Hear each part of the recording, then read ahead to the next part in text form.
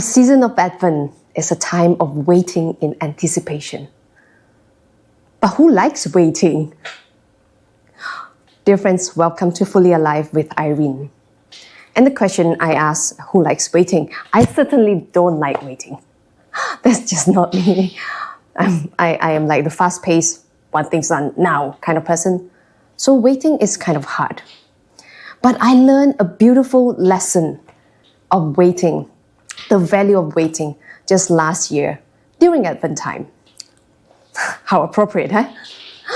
I was having a major flare during about like end of November to December last year. And it was really bad. I have been feeling quite well, and then it started getting worse, and then it got really, really bad with the flare of myasthenia gravis disease that I'm having at the moment. So it got very bad.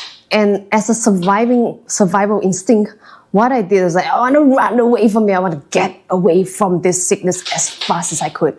I was doing everything that I could to get myself well again. I was getting desperate. And the more desperate I got, the worse I become.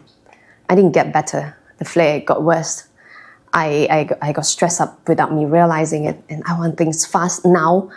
And it just feels like it slows things down very much.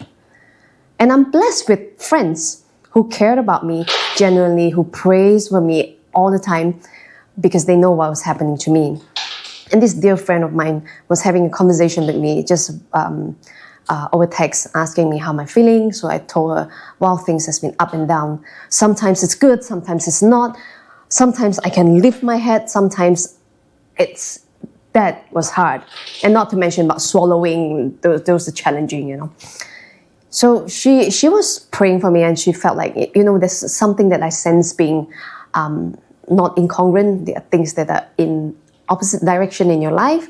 So let's talk about this. And we start sharing and say, what are your desires? So I start sharing about one thing and say, let's go deeper, you know. Don't give me textbook answers. You know? Yeah, I do give her textbook answers at that time.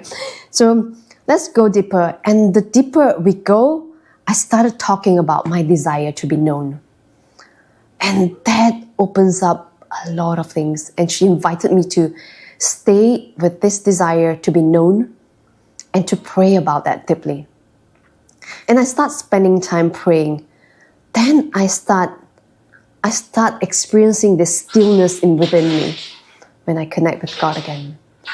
When my body was still, when I was no longer running away from myasthenia gravis, I felt much better and my body started responding. I started healing. The process started with that. So it's interesting. In a time of waiting, it can be hard.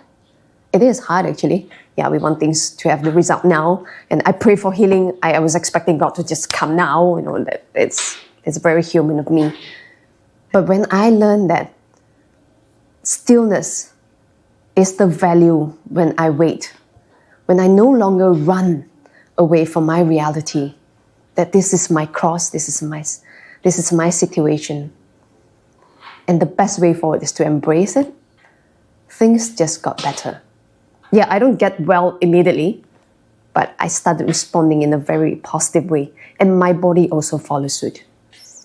So in times of waiting, we can either wait in agitation, like I did previously, or in joy and anticipation. There's a choice in that.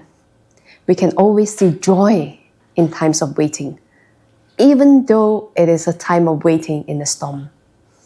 So dear friends, what are you joyful about in your time of waiting?